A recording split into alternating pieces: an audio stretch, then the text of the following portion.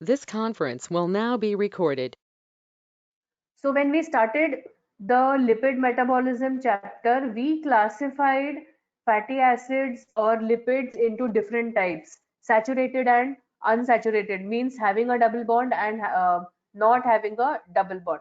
Now usually the fatty acid is going to have a double bond between the alpha and the beta carbon.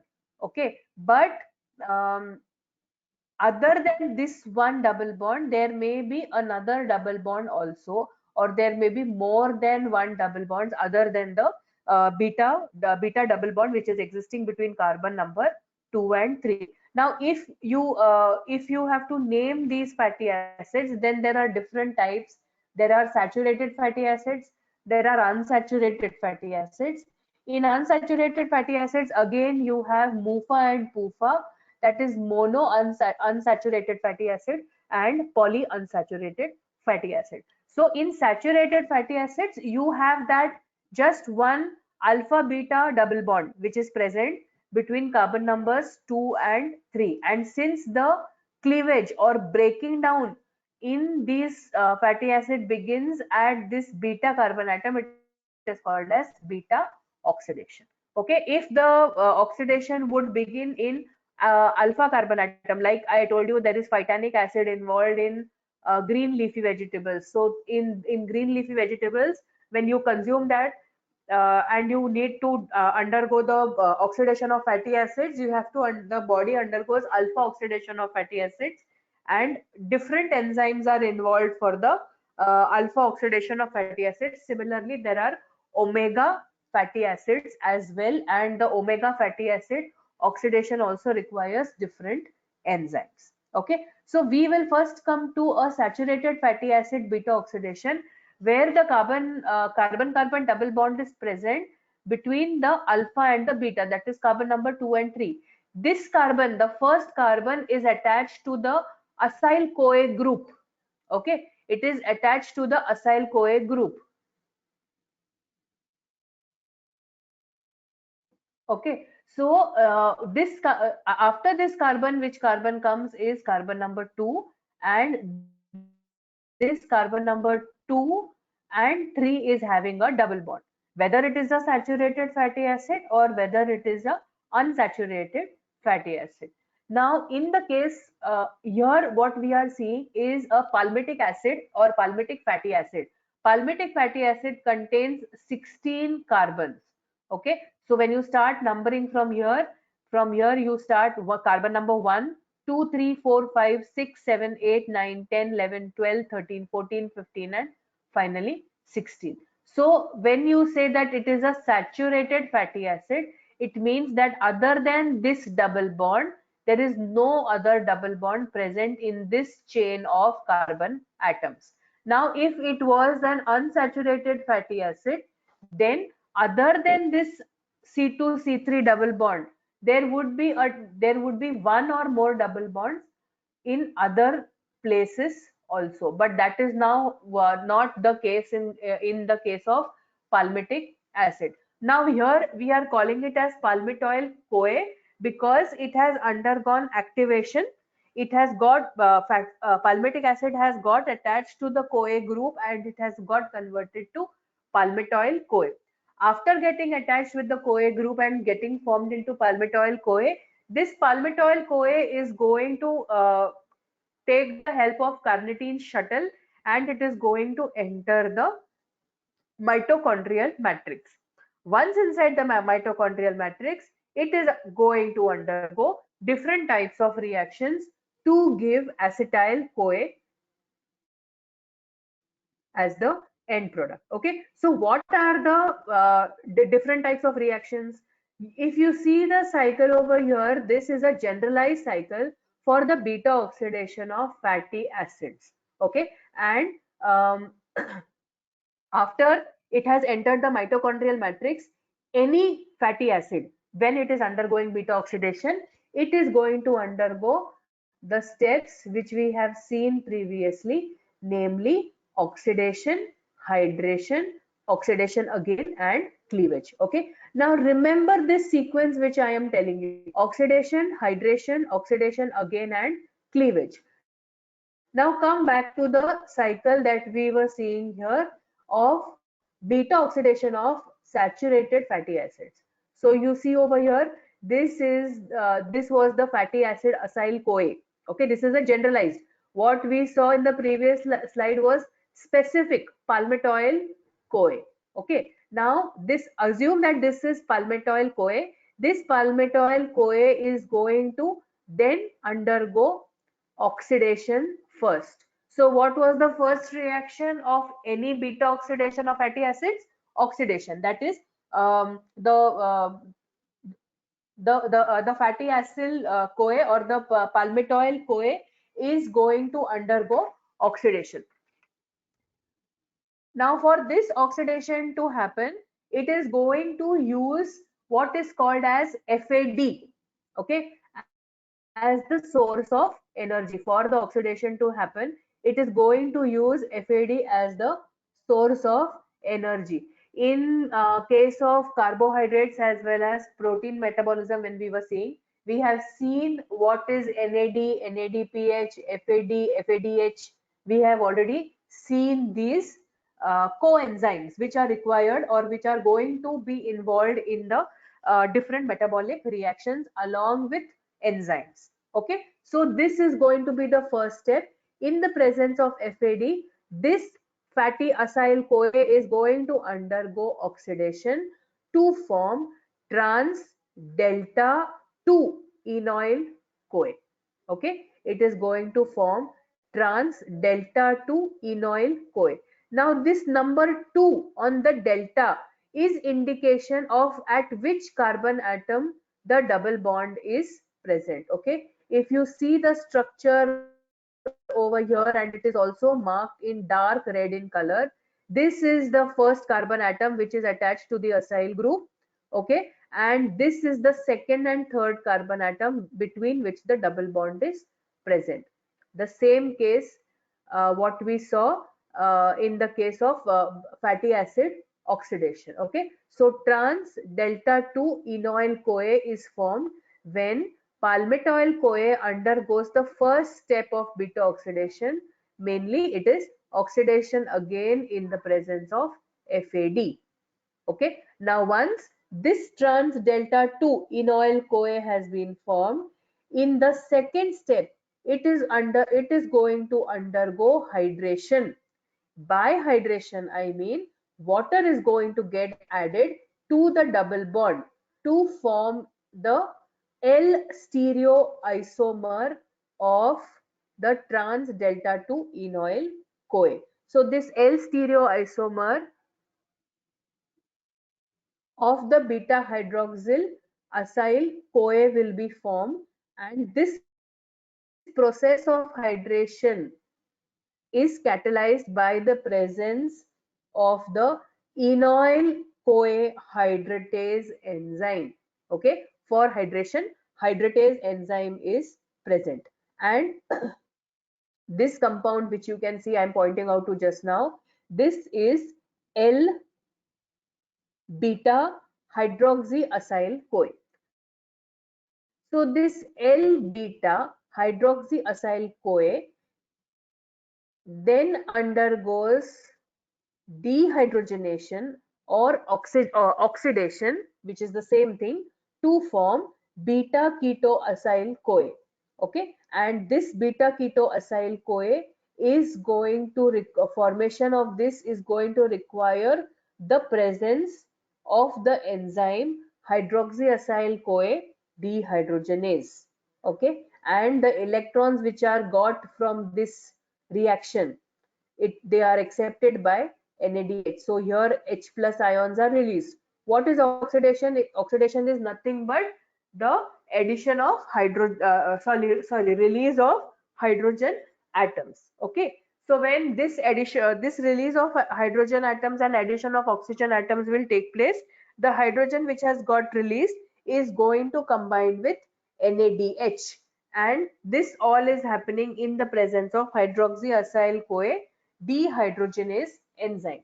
Now once you get this beta ketoacyl CoA, this beta ketoacyl CoA The last step, if you recollect, sorry, from the actual steps of fatty acid oxidation, the last step is cleavage.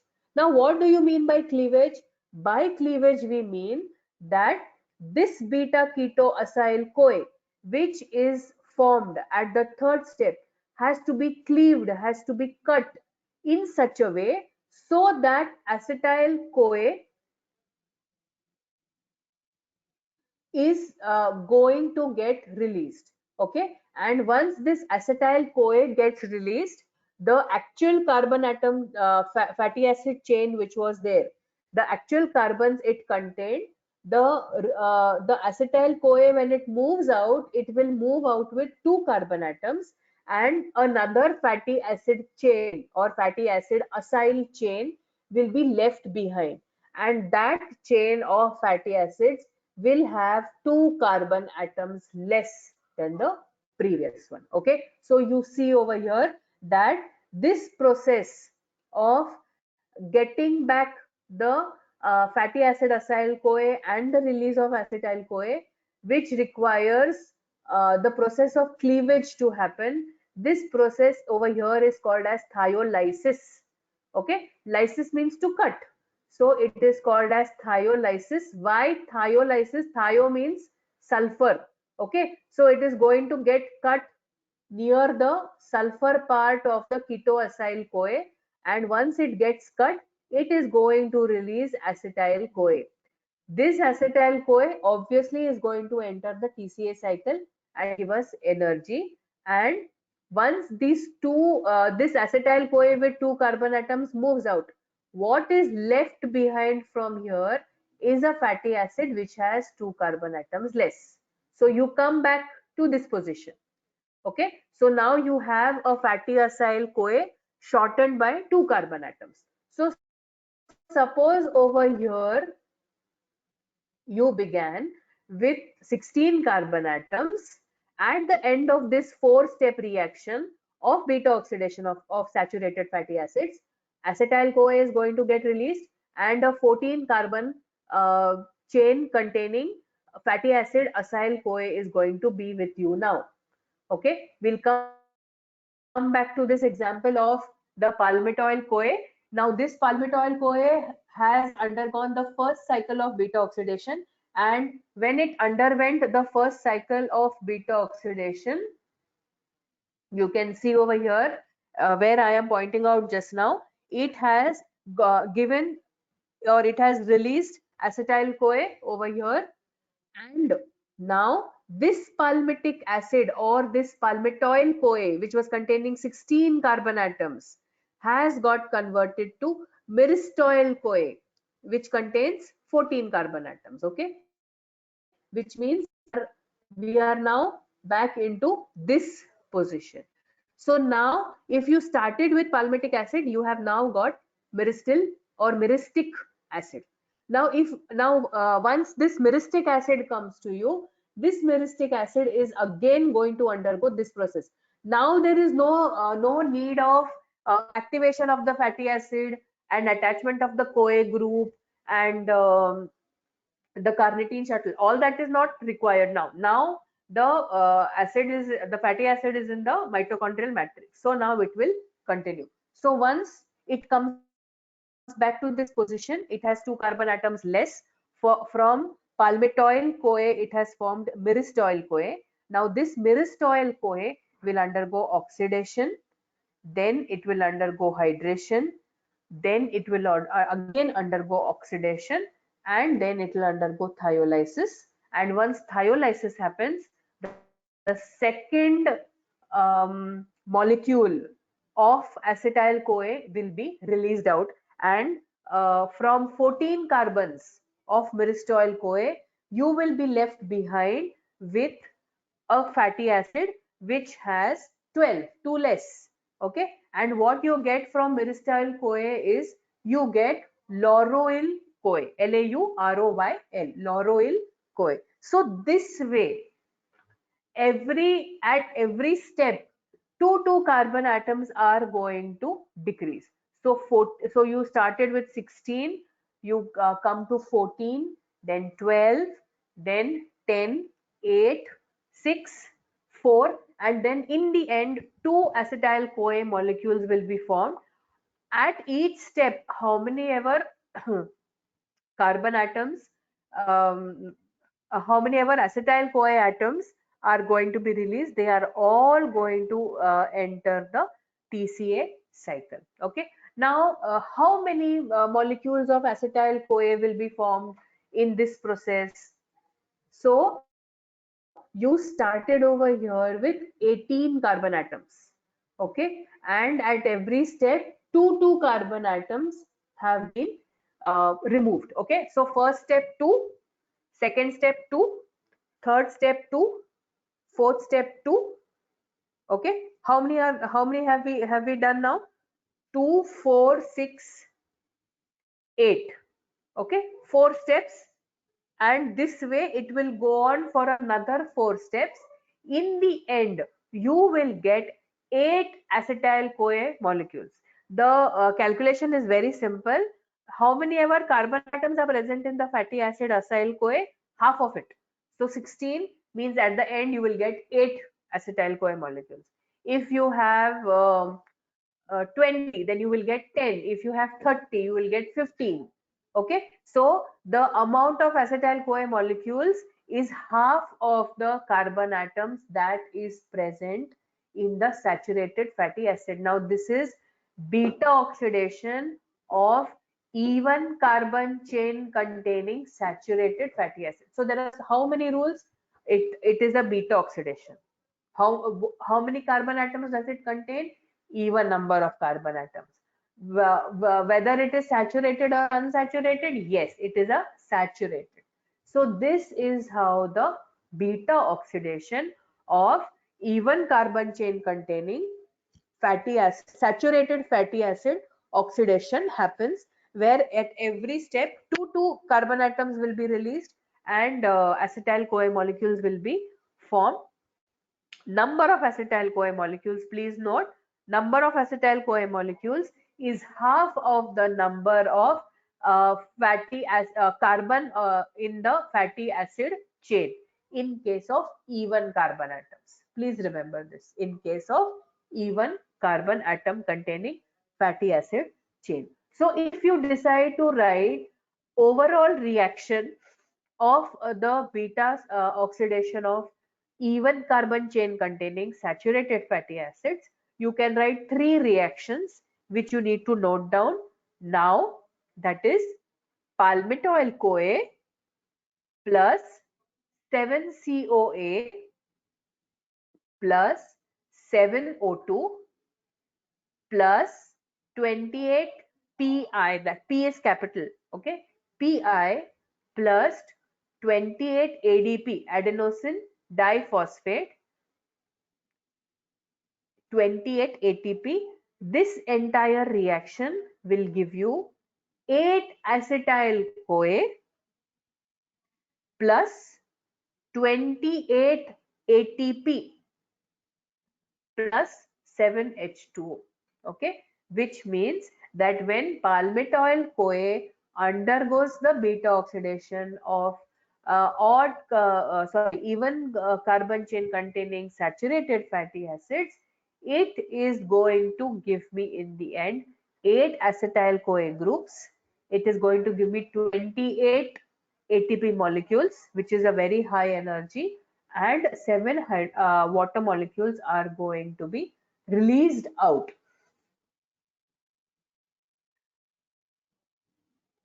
Okay, then the next reaction that you should note in this case is these 8 acetyl CoA molecules. 8 acetyl CoA plus 16 O2 plus 80 Pi plus 80 ADP, adenosine diphosphate, 80 ADP will give me 8 CoA plus 80 ATP molecules, ATP, that is 8 CoA plus 80 ATP plus 16 CO2 plus 16 H2O. Okay, so if you decide to summarize these two reactions and write only one reaction, then please note what you should write. You should write palmitoyl CoA plus 23 O2. If you add both the reactions, okay, you will see first reaction has 7 O2. This has 16 O2. So it will become 23 O2 plus 108 pi. Again, add in both the cases how many pi phosphate ions are getting used. So in the first one there are 28, second there are 80. So that total comes to 108. 108 pi plus 108 ADP will give me CoA, only CoA plus 108 ATP molecules plus 16 CO2 plus 23 H2O. 23 comes from 16 plus 7 from both the above reactions that we wrote. So this is the complete oxidation process, energetics of palmitoyl CoA. What is this? The complete oxidation process of palmitoyl CoA fatty acid oxidation, okay, which is going to give you 108 ATP molecules at the end of the reaction, and that is lots of energy. That is why fatty acids are stored, and during the fight and flight situation, when you are not eating enough, when you are fasting or when food is not available, when your body goes to fatty acids for energy, it should release maximum energy. When you are exercising, okay, when you are on a calorie deficit diet for weight loss, that time what is happening? The carbohydrate content in your diet is very low, the fat content also in your diet is low, and the protein content in your diet is more, but the energy that is coming for your day-to-day activity is coming from the fats that were stored in your body, because of which you were overweight. So when a calorie deficit diet is used, this stored fats or lipids or energy is used by the body to get energy for day-to-day activities. Okay. So this is how the beta oxidation of even number carbon containing saturated fatty acid happens. What is happening is, at every step of the oxidation, 4 sub steps are involved. 2 carbon atoms are getting less at every beta oxidation, giving you acetyl CoA entering the TCA cycle to give you energy. Is it clear to everybody?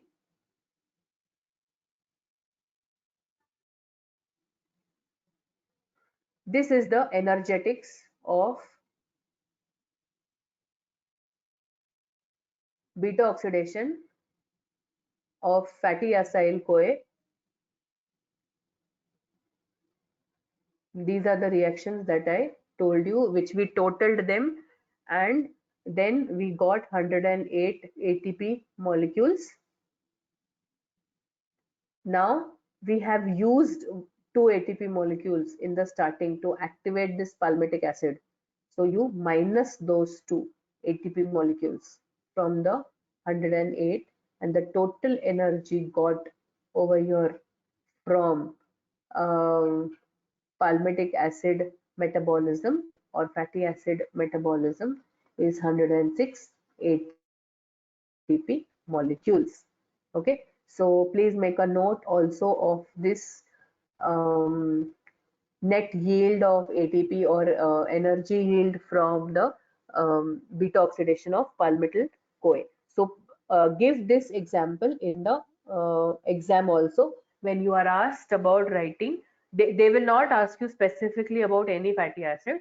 What will be asked is beta oxidation of saturated fatty acids containing even carbon atoms. Is it clear to everybody? Okay, so from here, that is from saturated fatty acids, we move on to unsaturated fatty acids. What is the difference that is going to be there when unsaturated fatty acids are going to undergo oxidation? Now, what is an unsaturated fatty acid? There is already one carbon-carbon double bond that is present between the first carbon and the second carbon atom. Let's recollect the structure of palmitoyl CoA or palmitic acid. So between C2 and C3, there is already a double bond which is existing. Okay. Now, other than this C2 and C3, if there are any other double bonds between carbon atoms in these later carbon atoms that are present in the chain, then it becomes a unsaturated fatty acid. Now, again, I told you unsaturated fatty acid also, there are two types, mono and polyunsaturated. So one uh, carbon-carbon double bond is existing already. Now, after this, after carbon number 3, later, if there are any carbon-carbon double bonds, okay, and if there is only one, then it is a monounsaturated fatty acid. And if there are more than one, okay, then they are polyunsaturated fatty acids. Now, the major difference between a saturated fatty acid metabolism or beta oxidation and unsaturated fatty acid beta oxidation or metabolism is there are two extra enzymes that are going to be involved in the unsaturated fatty acid metabolism. Why? Because you have one extra double bond. Okay, you see over here in this case that you have on your screen oleoyl CoA. Okay, that is oleic acid which has formed fatty acid acyl CoA, that is oleoyl CoA, and in this oleoyl CoA you have a double bond over here, plus you again have a carbon 9 carbon 10 double bond between them. Okay, now I told you there are two enzymes, extra enzymes are involved. Now what is the function of these two extra enzymes? These two extra enzymes which are present, they are going to help in breaking this double bond. The function of them is to break this double bond so that further beta oxidation can continue. Starting, what is going to happen? Till carbon number 8, the normal beta oxidation is going to happen. Once it comes across this double bond, the mitochondrial matrix will indicate that what we have over here for digestion process is a monounsaturated fatty acid. That means one extra double bond is present, and now I require the extra enzymes. These extra enzymes will come to help in the breaking of this double bond, and once this double bond is broken, again further the beta oxidation will continue. Okay, so oxidation of unsaturated fatty acids, these unsaturated fatty acids are mainly present as triglycerides, and the double bond which they have is cis in configuration. Okay, you all understand the meaning of cis configuration and trans configuration. Now, to break this cis configuration of double bonds in the oleic acid, for example, you have two auxiliary enzymes.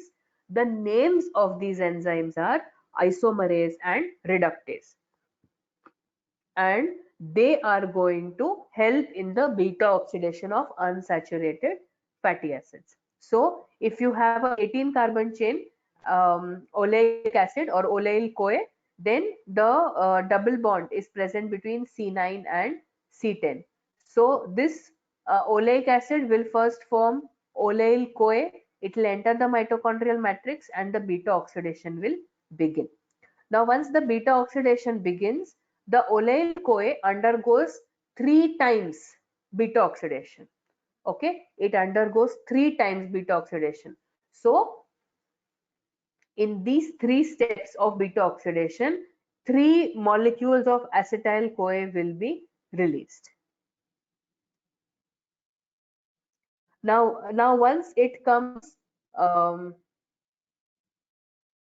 to this step, the isomerase enzyme will come in picture. It will convert or it will isomerize this cis double bond which is there between C9 and C10.